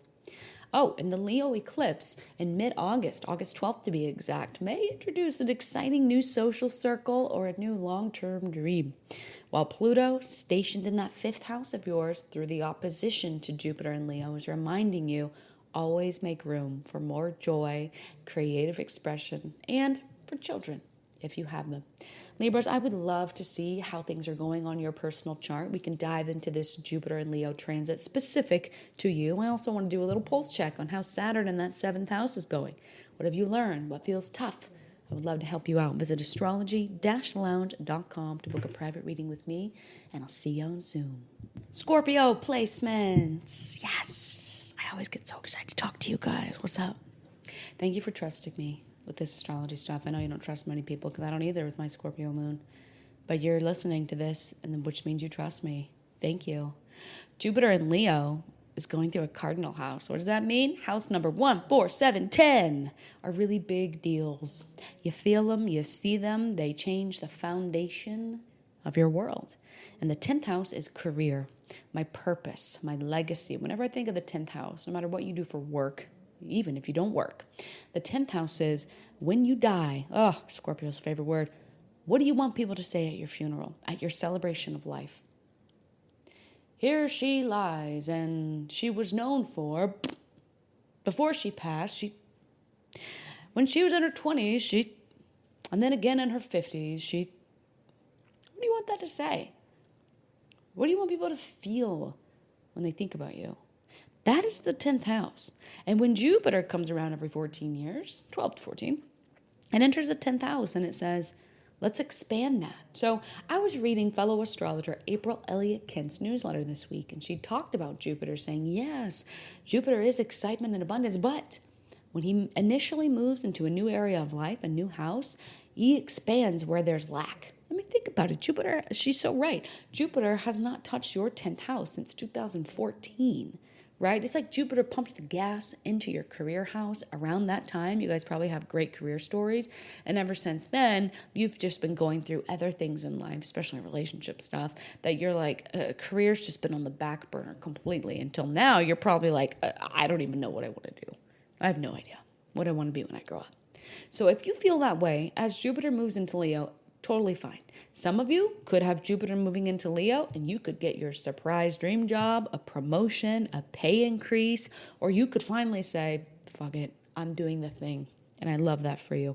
But by the end of Jupiter's transit in your 10th house, so this will be late July of next year, I fully expect you guys to come to me with incredible career stories.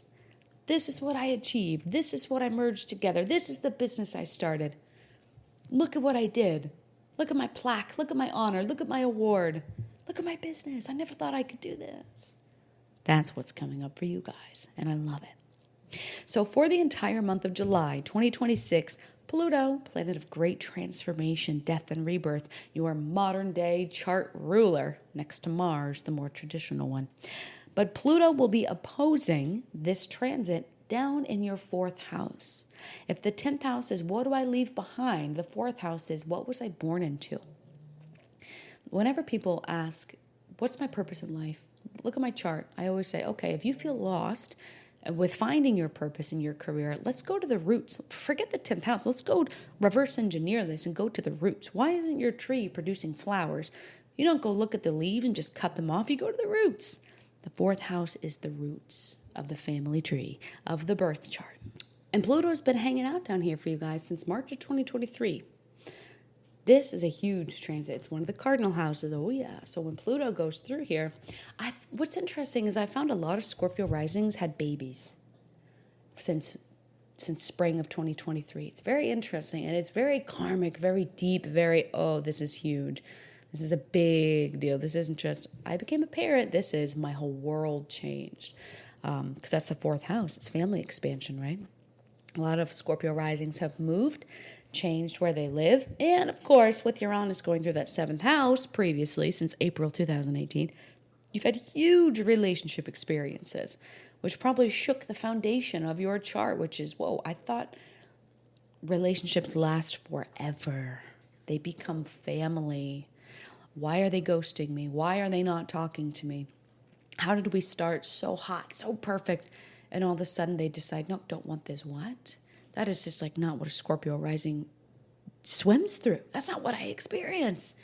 Whew. So now Pluto's going through that 4th house for you to totally engineer a brand new root system in your chart. I love this transit. This is the breaking generational transits. This is the, I'm tired of feeling this way. I need to completely change how I feel about things. It's a very, very deep, serious transit. You would have it no other way, would you? So the opposition from Pluto in your 4th house to Jupiter in your 10th house is very simple. As above, so below. Career success will only be flourishing if we emotionally connect to where we physically live, how we heal, and having very rooted emotions, unshakable emotions. We have to be happy at home where we physically live. We have to feel empowered at home. Otherwise, the career success Jupiter promises in the 10th house just cannot manifest. We got to add nitrogen and phosphate to the roots, guys, so we can get the blooms and the fruits up here. But if we ignore what's going on at home by work, nothing's going to fix. Vice versa, if we don't leave the home because we're feeling so emotionally heavy, Jupiter's promise of some beautiful breakthrough in what you do and what you be known as will not happen. So take a good look at this opposition for the entire month of July and see which side of the spectrum you might be falling on. Now, for most of July as well, Uranus, planet of innovation, sudden change, rebellion, will be going through your 8th house. This is a Scorpio house. I love that Uranus left your 7th house and moved into the 8th. This is, let me think outside the box when it comes to shared resources, how I do intimacy, how I give my heart away to people. This is also the house of inheritance, debt. So Uranus going through this can be so many different ways you could translate this. We already got into that, though. I don't want to get off track here. Uranus going through that 8th house is forming a sextile, so an opportunity to Jupiter in the 10th house. How this could be translated is somebody invests in your idea. There's a merge of resources or businesses that completely catapults you into a new level of success with Jupiter in the 10th house. In terms of relationships and what you want to be known as, there is an opportunity for a deep soul merging or healing with someone or some healing modality that completely changes the direction your life was headed. It's a pretty big deal. Now, Saturn and Neptune, currently in Aries, your 6th house of daily routine, your health, your pets, your coworkers. You're going through a little bit right there, right? With those two sitting there, but they are forming a trine, supportive energy. That sextile to Uranus is an opportunity you can take or leave. But this trine is just this undercurrent of, oh, they got me. The work I'm doing in the 6th house of my daily routine, my health, completely supports this new direction in life. If there's coworkers that you currently work with, you're like, you know what, I think we're really close. We should branch out and do something together. Boom, trine of support. If there's a pet, because this is the house of pets, if there's a soul animal coming into your world, boom, they support this new taken off direction in life. A new diet heals your physical body. A new supplement heals the physical body. The energy, the vitality returns. Boom, there's support to changing my career, my direction in life, and what I'm known for. So Scorpios, there's a lot of career movement here, but ultimately I'm ending how I repeat family generational patterns. The roots of your chart are currently being burned but reborn, phoenix rising from the ashes down at the belly of your chart, because we're healing intimacy wounds, sexual wounds, money wounds. We're taking better care of ourselves rather than pouring our devotion into someone else. We're pouring it back into us by saying, I'm drinking more water, I'm moving my body more, I'm getting a massage every week, I'm pouring the devotion I used to put into other people who ghosted me or disappeared with Uranus in my 7th house. I'm pouring it back into me. And as a result, Jupiter going through that 10th house is, oh my gosh, how did I get to the end of this and absolutely love what I do for a living, or at minimum, absolutely love where my life is going?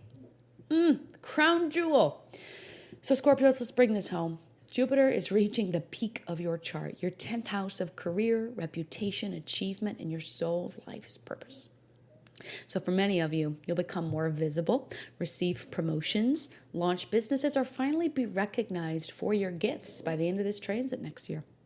Saturn and Neptune, sitting in that 6th house, are helping you build healthier work habits with your daily routine at home, but with people you currently work with, if you do, or secretly bringing into a pet, something with a pet there.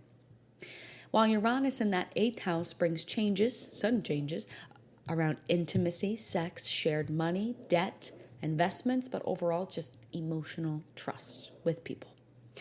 Oh, the Leo eclipse, mid-August, August 12th to be exact, could mark a major professional milestone for you, or a major turning point in wherever your life is headed. Big deal, write that one down. We'll be back to talk about it.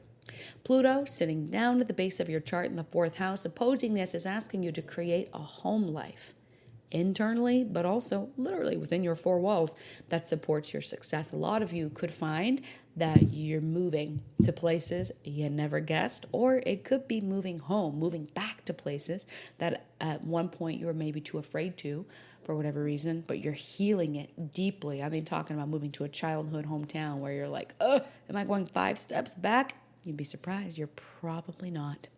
Scorpios, don't go at this alone. Don't get lost in the secret research you do on the internet. Come see me, your Scorpio moon sister. I'll be right here at astrology-lounge.com. Good luck out there. Sagittarius placements. Ooh, this Jupiter transit is made for you. Why? Because Jupiter is the ruler of your chart. If you're a Sagittarius rising, he's the bodyguard to your soul. Lucky you, right? But also, he can expand things where we need to put in some work. I was just reading fellow astrologer April Elliott Kent's newsletter this week, and of course, she mentioned Jupiter moving into Leo. And she made a really good point that I forgot to mention on my episode.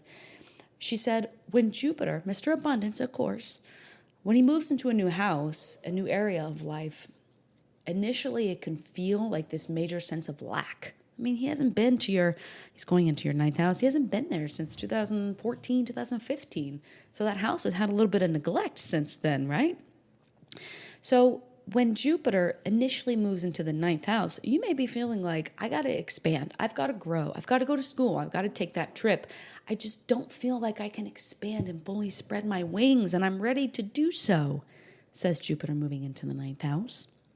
So this is the transit for you guys. Jupiter in Leo will be expanding the 9th house of Sagittarius. Jupiter, this is their domain, sliding into home base. This is a big deal. The 9th house is your belief systems, higher education, publishing, researching, international travel. When Jupiter moves into this house, it's an expansion of those themes where we haven't fully immersed ourselves in those themes. And come on, Sagittarius rising, have you taken trips? You're supposed to. When Jupiter moves into the 9th house, there could be things that come up with publishing a podcast, publishing a book, going back to school. Sometimes legal things pop up with Jupiter moving into the 9th house that we need to get rid of and see the bigger picture in. But if you feel like you're ready to spread your wings and fly towards a new horizon, Jupiter moving into the 9th house is likely to bring just that. By the end of this transit, so next July 2027, I can see a lot of you having stories of adventures, of trips, or graduating from something, receiving a certification in something, or your beliefs as a whole about what you want for yourself, what you know you deserve, what you want to do for the rest of your life are likely to be totally changed. Now, for the entire month of July 2026, Jupiter's first movement into your ninth house, it will be opposing Pluto down in your third house. Pluto's been transforming through a death and a rebirth process. The way you think about things, the way you communicate, what you've been taking in as information, your immediate environment's probably played a role in this. Siblings may have come up in this process. But this great opposition between the ninth house and the third house of Jupiter up there, Pluto down here, is simply saying, are you ready to stop playing small? Okay, good. Because first we have to stop thinking small. That, well, this is my life. I just accept. This is my fate. This is my life. This is what I'm... No, Jupiter in that ninth house, and Leo, mind you, says think bigger. Expand. No, if you want that, think even bigger. You want one, think two. Expand your mind. So there's this opposition for the month of July where you're like, yeah, you're right, but I have these responsibilities. Well, no, you're right. I should want more for myself, but I guess blip, blip, blip. We got to bring balance to it. We got to be methodical with it. Uranus, the planet of sudden change, innovation, doing things differently, is going through your seventh house of marriage, partnership, and relationships. There's a great opportunity for a relationship to expand yourself, or sometimes the release of a relationship can finally unclip your wings and expand your horizon. However, this sextile, this opportunity between house number 7 and 9 is let relationships of all kinds teach you different beliefs, whether they're teaching you what not to believe or a conversation, a sudden relationship, a friendship, a romantic relationship, a sudden moment in a committed partnership that you might be in is here to expand your horizon. I love it. It's fun. Now, Saturn and Neptune are still in Aries, sitting in your fifth house of fertility, children, creativity, romance. Putting in the work in those areas, aren't you? Saturn in there says, oh yeah, our sleeves are rolled up. We are kneading the dough. We're getting tired, but we're showing up. Neptune in here says, yeah, well, my dream involves doing these first responsibilities first, so then I can achieve it later. But these guys are forming a trine. They're support. They've got you. They're anchoring the changes set to happen in the ninth house. So there's a trine between your fifth house and your ninth house, which is simply the more you think bigger for yourself, the more you expand your horizon, the more adventures you go on, trips you take, the more you study philosophy, see the bigger picture of things, the more that fifth house of, you know what, I deserve to have fun. Or I deserve to have a child. Fertility comes into this. I deserve to have the family I dream of. I deserve to live with my family in the places I dream of. There's support there. And again, the initial onset of this in July is, whoa, this is a lot of turbulence. I feel drunk, but hold on. Just give it a moment to marinate. Because by the end of this transit, Saturn will be supporting it through little clumps and periods, if you heard that in the last episode, this entire time. There's great support for expansion in that ninth house. So Sagittarius, let's bring it all home. Let's bring it together. Jupiter, your ruling planet, enters your ninth house of travel, education, publishing, spirituality, religion, expansion. Life just becomes bigger, or life wants to be bigger. Saturn and Neptune sitting in that fifth house are helping you build lasting joy through creativity or children. While Uranus, transiting that seventh house, brings exciting shifts in your relationships, in your marriage, any types of partnerships, business partnerships. And in mid-August, August 12th to be exact, we'll have a Leo eclipse that may launch a new educational journey or be when you take a trip that gives you memories to last a lifetime.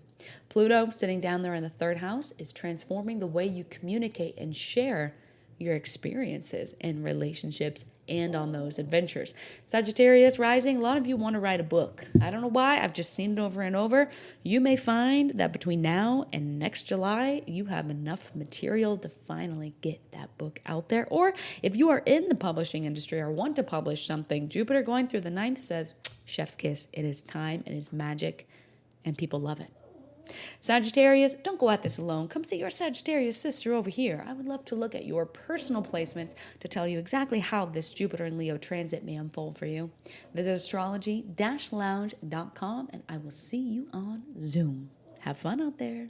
Ooh, Capricorns, you get the cicadas singing in the background. I've got the Astrology Lounge studio door open and the cicadas are chirping. So if you hear that in the background, that's what that is. What a vibe. I love cicadas. So many childhood memories come up with that sound. Capricorns, you guys are doing some fourth house excavation like that too. You've got Jupiter in Leo moving into your eighth house. Inheritance, a lot of you, highly forecasted, will receive an inheritance of some sort, be it land, money, a business, a creative idea or project between now and July of 2027. I see it so often with Jupiter's transit through the eighth house. It's pretty cool. Jupiter's transit through the eighth house is a blessed ending, a blessed death. I know, two weird words in one sentence. An ending, not a literal death, but a metaphorical death. Something ending so something can be reborn. The eighth house is a conception house. So if some of you have been trying to conceive or expand your family, Jupiter in the eighth house may do that. But Jupiter is coming to expand and have you take a good look at who you trust, how you share money with people. If you have any jealousy or controlling tendencies, Jupiter wants to soften the edges around those things, find the root of them, uproot them, get rid of them. But Jupiter transiting through the eighth house is a money house. A lot of you may receive, again, an inheritance or an investment or pay off a lot of debt by the end of this transit. That's a beautiful mark of it. So not the sexy fun topics like becoming famous with Jupiter and Leo, but those things are very impactful and significant nonetheless. For the entire month of July 2026, there will be a direct opposition to Pluto, currently in your second house of earned income and self-worth. When we have oppositions, we have this push and pull energy. So in July, you could feel this push and pull between the second house, eighth house, the my resources, our resources. This is what money I make. This is the money we make. There's a push and a pull between, should I just stay at this comfortable job where I have a tried and true paycheck every other week? Or should I take the leap and ask for investors in a large business idea? Ask investors to fund your large business idea and thank me later. This is also the access of self-worth, self-value. If a lot of you have been giving away money, investing money, or loaning money away, and you're like, what? I feel like I've given up my body, my money, my time, and I don't feel like it's reciprocated. That could be highlighted during the month of July with this opposition between your second and eighth house. If there's a material item you need to sell, or a house or a large material item like a car that you need to invest in, you may be flip-flop. Is it time? Is it not? Let July go. Wait until mid-August when we have an eclipse in Leo, a new moon total solar eclipse in Leo, in your eighth house. I think you'll have your answer by that time. So Saturn and Neptune are transiting your fourth house. This is the base of your chart, the roots. The fourth house is home, family, where I come from, where I physically live. But they're forming a trine, supportive energy to the Jupiter eighth house. If this doesn't scream, there is support to buy or invest in your dream home, or there is support for expanding your family, healing relationships, broken trust with family, I don't know what it is. Neptune will trine this for the entire month of July, helping you say, okay, my head wants this, but what does my heart want? And Saturn will be forming this supportive trine throughout the entirety of this transit, saying the work you're doing emotionally, internally, the discipline you're practicing at home with your family, the one you come from or the one you created, or maybe you're selling a property, maybe you're investing in a property, is greatly helping your overall net worth, eighth house, but also your overall ability to form real trust with people.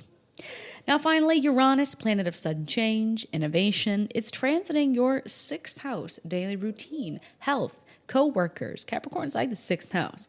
Uranus going through here is a sudden change, and it's forming a sextile, an opportunity to Jupiter's eighth house. What this screams is there's an opportunity with a current coworker or someone new you want to work with for a large investment.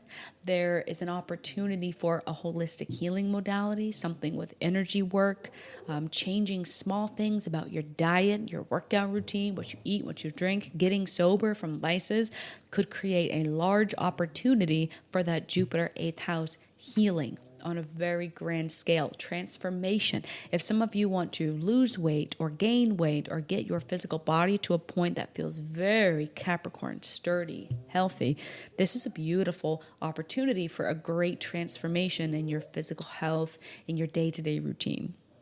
So Capricorns, let's bring this home. You guys want the basics, the summary.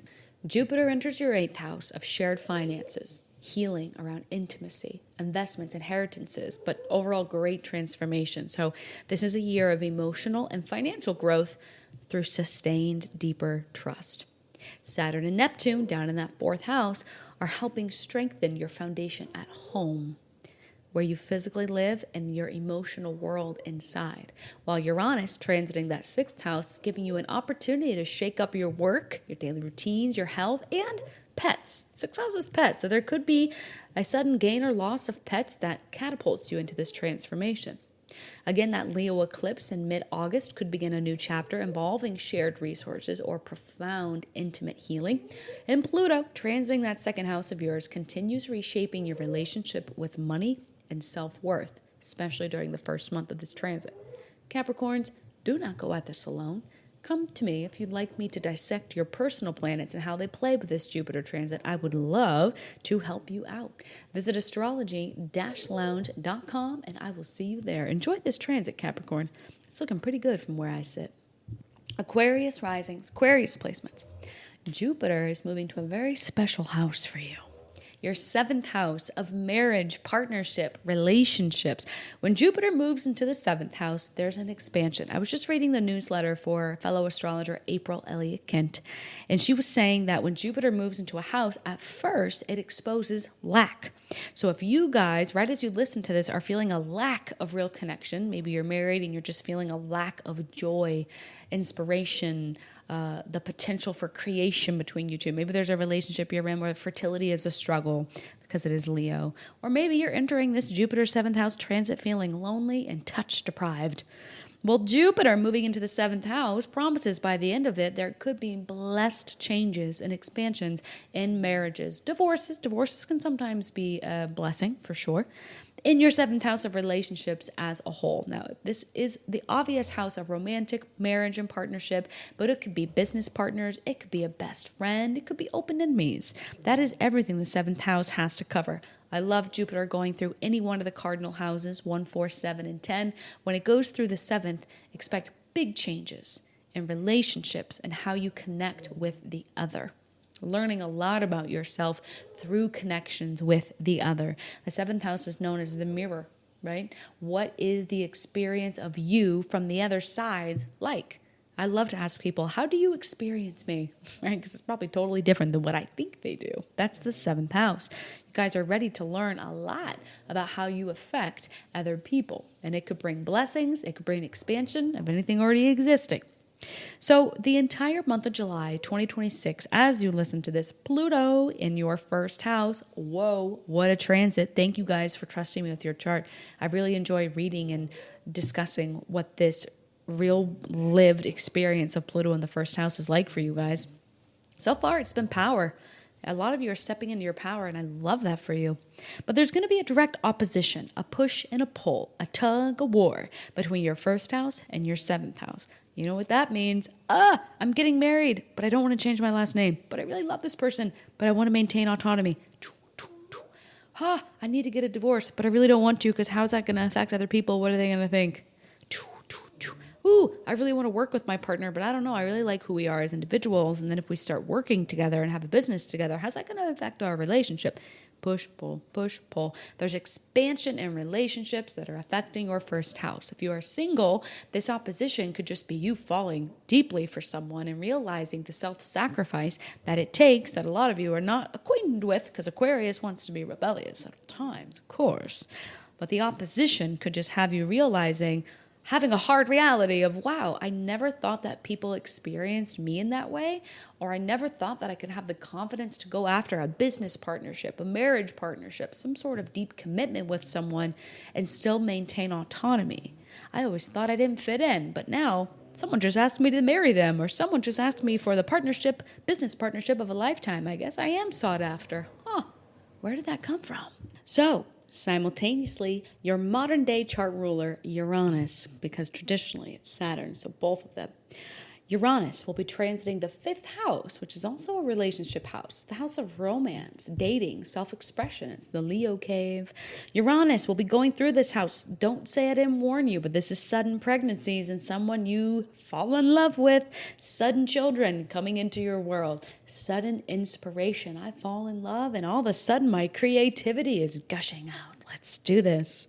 So Uranus transiting your fifth house will be forming a sextile to Jupiter in the seventh house. It's simple. The translation for this, if you're single, is simple.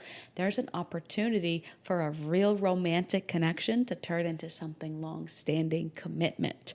If you are already taken in a relationship, there's an opportunity to rekindle the flame, and that could create more longevity in a current partnership. There's an opportunity for a child to enter the picture in whatever way your Aquarius minds want it to be. Adoption, blended family, biological child, that's all the fifth house. There's a sextile to the seventh house, which says this child brings a lot of more maturity, more discipline, but structure and long-term commitment to a partnership. Fifth house, seventh house, the last way I can define this opportunity is there's a creative opportunity with a business partner or some sort of organization that you may have really wanted to work with that may arise under this sextile. And that'll be for the entire month of July as well. Wrapping it up with your modern chart ruler, Saturn itself. Saturn and Neptune are currently in Aries, stationed in your third house of the mind, the way you think, speak, communicate. And they're forming trines, which is supportive energy to this Jupiter seventh house transit. Simple. Saturn and Neptune sitting in this house are saying, change the way you think about relationships, and the relationships in front of you will change.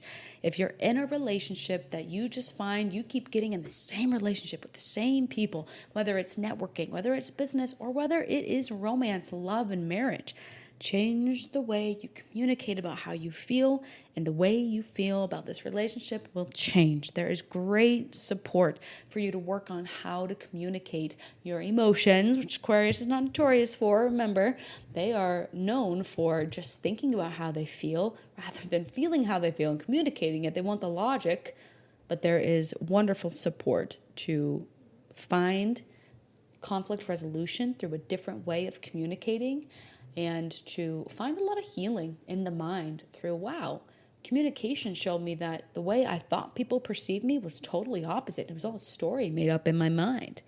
And of course, if any of you are working on a creative project that involves third house things, singing, songwriting, writing a book, a podcast, a Substack, teaching, life coaching, blogging, all the things, there's great support to achieving a brand partnership or a business partnership through those modalities. So Aquarians, Jupiter is expanding your seventh house of relationships, marriage, clients, business partnerships.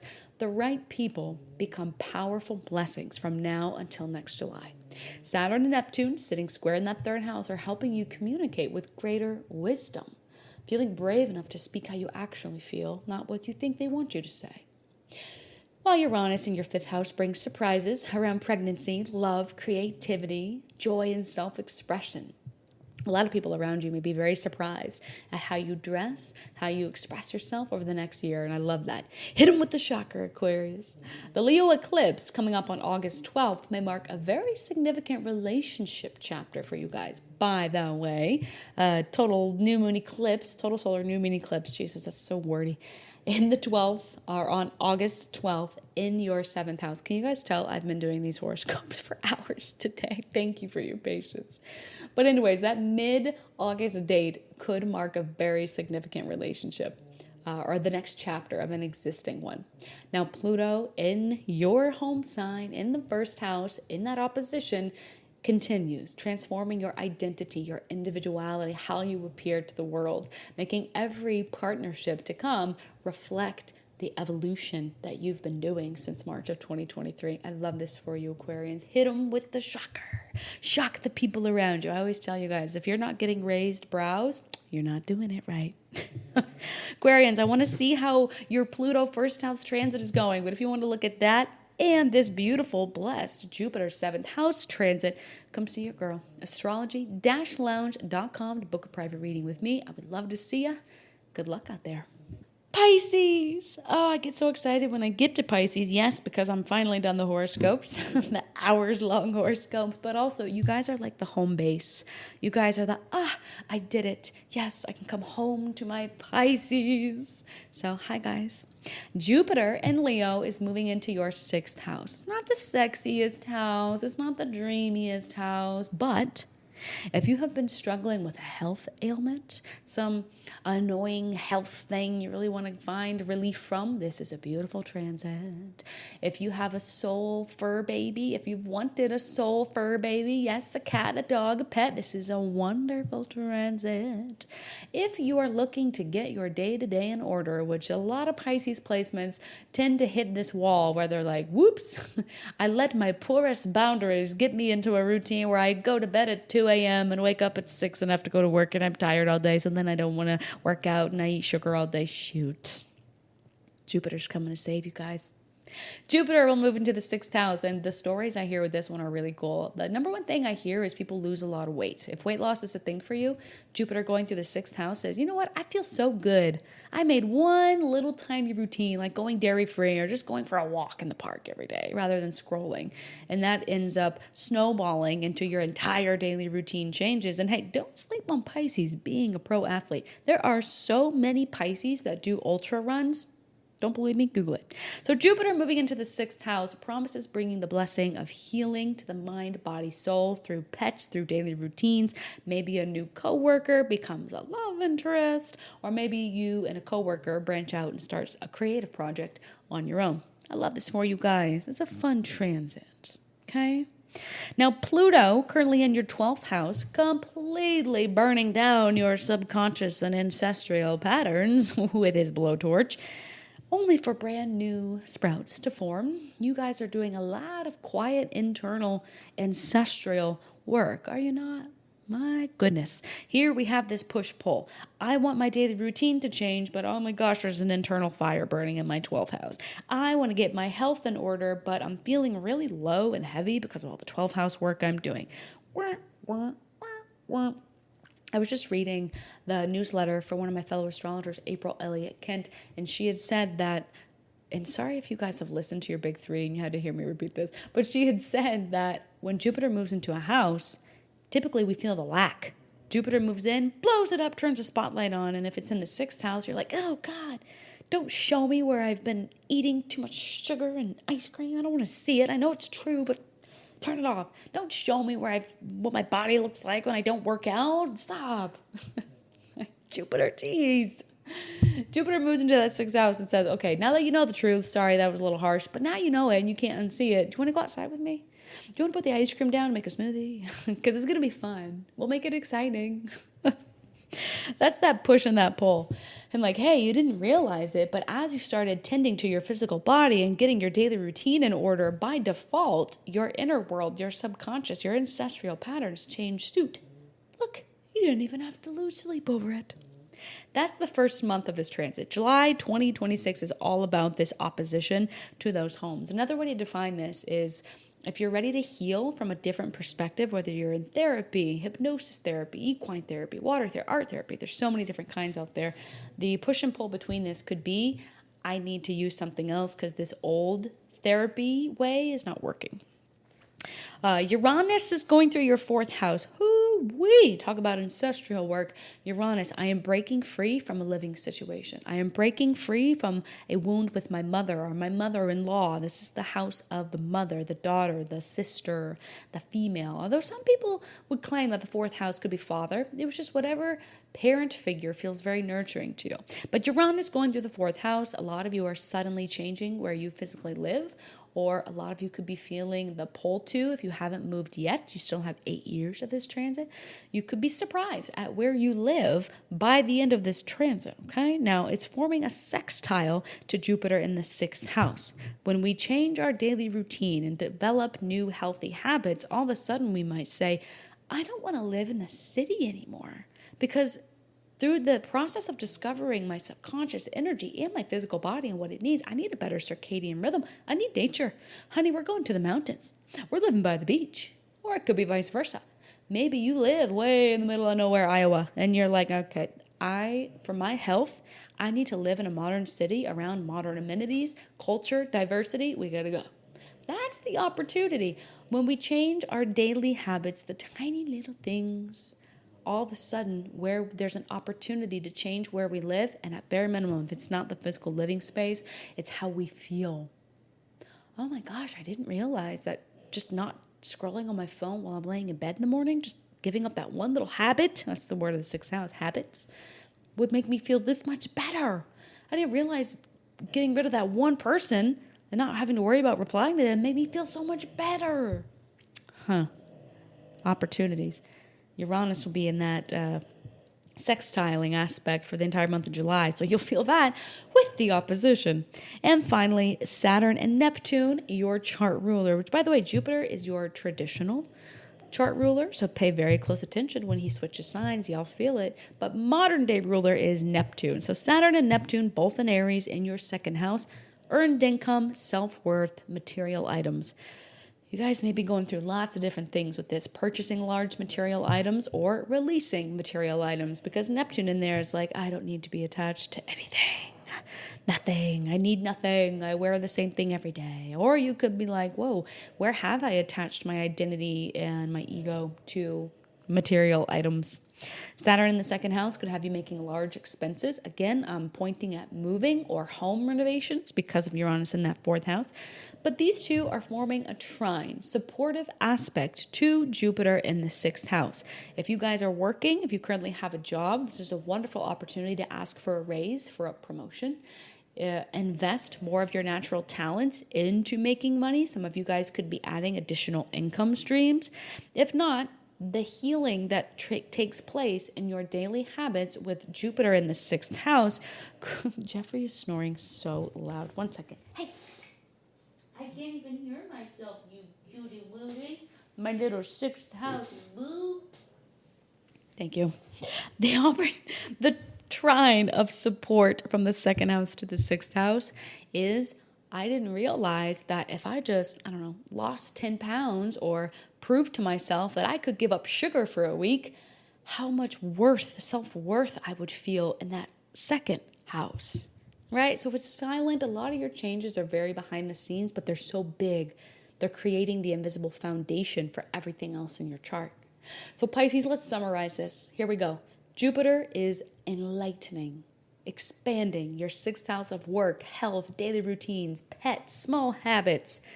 Small improvements made now are likely to create enormous long-term results. Saturn and Neptune, sitting in that second house, are helping you build the lasting financial stability, while Uranus in that fourth house brings unexpected changes around home, family, roots, women, emotional security within. That's right. The Leo eclipse, August 12th. I forgot this one in every horoscope. The Leo eclipse, August 12th, in your sixth house may introduce a healthier lifestyle or a more meaningful work opportunity. Or, I'm going to say it, a pet, a fur baby. And Pluto is sitting in that 12th house. Opposing all of this is encouraging you to release the subconscious, the ancestral patterns, but the deep-seated fears that have quietly held you back for many, many years. You guys are in a total metamorphosis transit. When Jupiter moves into your 7th house, ooh, this is going to be fun, fun, fun. But for now, we need to cross our T's and dot our I's. And Jupiter is here to help us get healthy, get back into our bodies. Pisces, don't go at this alone. Your mutable sun sister, Sag, is right here to help you look at your personal planets and how they're playing with this Jupiter transit. Visit astrology-lounge.com, and me and Jeffrey here, my pug, will be waiting on Zoom to hang out with you and talk about this Jupiter transit. Pisces, thank you for tuning in, and have fun out there. Okay, guys, that's a wrap. That was fun. I poured my heart into those horoscopes. I hope it resonated. I hope you guys listen to all three. Listen to horoscopes for people around you that you love and you want to see what they're going through. Let them know where they could win the lottery of life if they face the truth. And yeah, utilize astrology to understand yourself and others around you. And I really believe it can make the world a better place. Guys, I'm losing my voice. That was a lot, but I love you so much. And I've been waiting to make these horoscopes since, again, January of this year. It feels so good to release them out into the wild. Here are my caged 12 zodiac animals. They are now yours. I hope you enjoy. I hope something resonated, and I hope you took something out of this to look forward to, because there's lots to look forward to. And Jupiter is that transit where it says, hey, you got, even if you can't see it now, you've got something to look forward to over the next year in this area of life, the Leo area of life on your chart. Guys, you know I'll always be here for you. Visit astrology-lounge.com to book a reading with me or to get on our new wait list where, yes, we will send you a text message immediately when a week or a time slot that you really want opens up. Snag it. It's yours. I love it. It's an awesome system. Check it out. astrology-lounge.com. Sending so much love from Twin Moon Ranch outside of beautiful Austin, Texas. I'll see you guys on the next episode. Bye.